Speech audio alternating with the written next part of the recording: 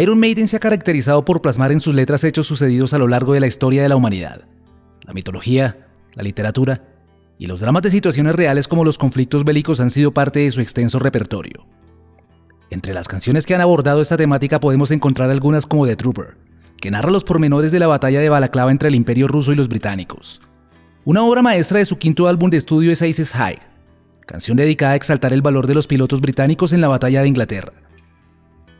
Y de entre las varias canciones que tocan el tema, hoy hemos traído a nuestro canal una perteneciente al álbum A Matter of Life and Death del 2006. The Longest Day, el día más largo, cuenta la historia de los soldados norteamericanos durante el desembarco de las tropas aliadas en las playas de Normandía, acción que fue determinante para que la coalición avanzara dentro del territorio europeo y más adelante lograran la liberación de Francia, que hasta ese momento estaba en poder del Tercer Reich de Adolf Hitler. Para ponerlos en contexto vamos a entrar en los acontecimientos históricos, mismos que son descritos con detalle en algunas líneas de la canción. En 1943 una gran parte de Europa estaba dominada por el ejército alemán. Las principales potencias aliadas diseñaban estrategias para liberar los territorios ocupados. Con este objetivo los líderes de Inglaterra, Estados Unidos y la Unión Soviética se reúnen en Teherán, acordando crear otro frente de batalla para dividir las fuerzas alemanas, que en ese momento también se encontraban luchando contra el ejército soviético en el este. Joseph Stalin fue quien más hizo hincapié en la necesidad de abrir un frente occidental. Ello aliviaría la presión alemana sobre su país y más adelante le permitiría avanzar hacia Berlín. Por supuesto, la idea no fue del total agrado de Winston Churchill, primer ministro británico, pues los ideales políticos entre él y Stalin eran totalmente opuestos, además de considerar que un avance soviético sobre Europa también supondría un crecimiento del comunismo, doctrina que Churchill detestaba y de la que era un acérrimo detractor. El primer ministro llegó a declarar que si Hitler quisiera invadir el infierno, él sería capaz de aliarse hasta con el mismo diablo. Y finalmente, junto al presidente norteamericano Roosevelt, aceptaron la propuesta de Stalin.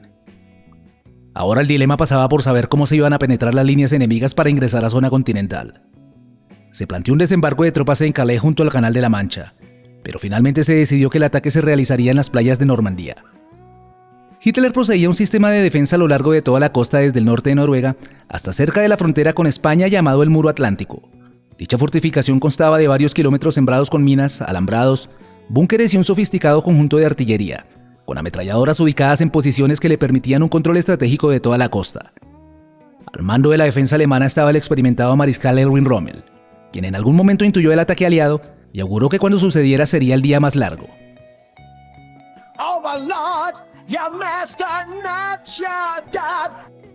Para ejecutar la toma, los aliados diseñaron la operación con el nombre clave Overlord. La idea era establecerse en la zona de Normandía atacando simultáneamente en 5 sectores clave. Los británicos se encargarían de tomar las playas de Sword y Gold. Los canadienses harían lo mismo en Playa Juno. Y los estadounidenses tenían a su cargo las playas Utah y Omaha. Todos ellos apoyados por divisiones aéreas y bombarderos navales, más un grupo de paracaidistas que tenían previamente como misión aterrizar en la retaguardia alemana para neutralizar una respuesta. Además, dentro del plan se organizaron una variedad de maniobras distractivas en la zona de Calais, con toda una serie de movimientos que incluían tanques inflables, ejércitos falsos y comunicaciones erróneas, que dieron al ejército alemán la certeza de un inminente ataque, pero mucho más al norte del real objetivo aliado. Todo estaba dado para el desembarco. El mal tiempo jugaba un papel determinante para la operación, y un solo cambio en las condiciones climáticas podría enviar al traste las intenciones aliadas. Finalmente, y tras consultas con los meteorólogos, se estableció que la mejor fecha para ejecutar la acción era el 6 de junio de 1944 en horas de la mañana. Desde puertos británicos partieron la noche anterior un total de 150.000 hombres muy bien alimentados y equipados. El oleaje era intenso y ello causó que gran parte de los soldados resultaran mareados en el viaje.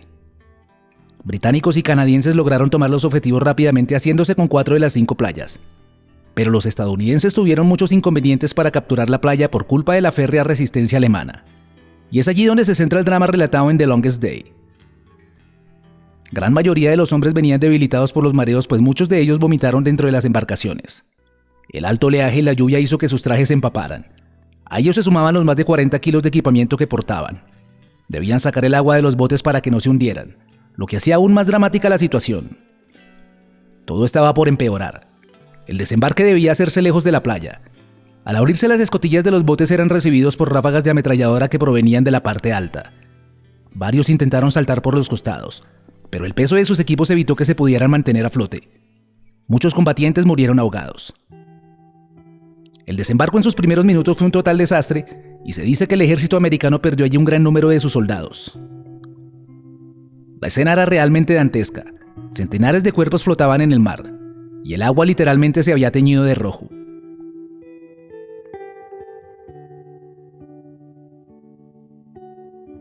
Quienes habían logrado tocar tierra firme ahora debían enfrentarse a los alambrados y a las minas sembradas. Meticulosamente iban avanzando mientras se arrastraban por la playa, cortando los alambres, resguardándose en los mismos obstáculos que habían construido los alemanes.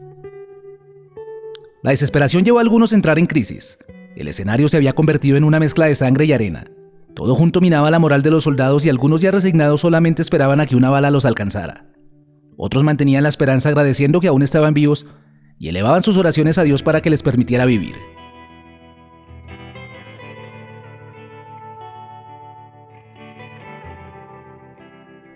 Los alemanes seguían resistiendo en sus posiciones. Ellos también habían sufrido bajas sensibles y aunque eran menos en número lograron retardar el avance aliado durante la mañana. Para los pocos soldados disponibles también la angustia se había apoderado de sus mentes. Los americanos estaban muy cerca de vencer a sus oponentes, pero mientras llegaba esa victoria la pregunta era una sola: ¿cuánto más durará el día más largo?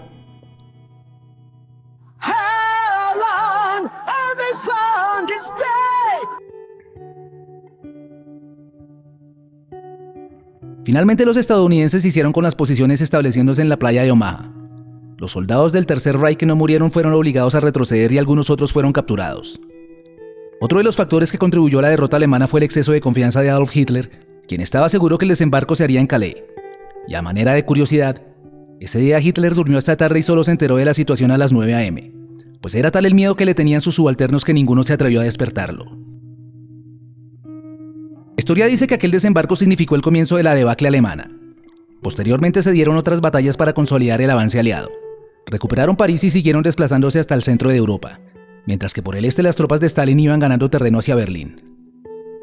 Serían precisamente los soviéticos quienes entraron en la capital de Alemania, dando fin de alguna manera a uno de los capítulos más vergonzosos de la humanidad. Después vendrían otros sucesos que complementan el desenlace de la Segunda Contienda Mundial. Algunas referencias y curiosidades.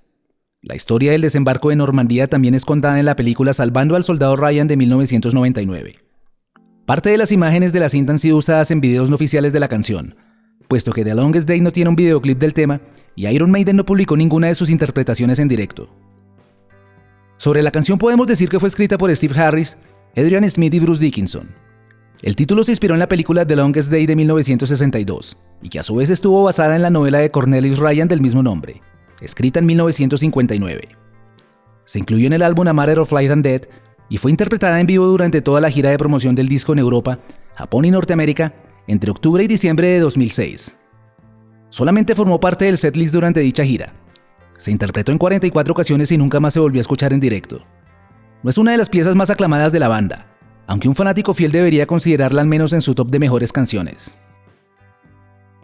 El escritor Ernest Hemingway fue enviado como corresponsal de la radio y vivió en carne propia el drama de los soldados. Se dice que también hizo parte del desembarco, pero versiones contrarias afirman que solo se limitó a permanecer en las lanchas, pues hubiese sido un jugoso botín para los alemanes. Heinrich Severloh, soldado alemán que estaba a cargo de una de las ametralladoras, comentó años después que solo él había sido responsable de 1000 muertes aliadas.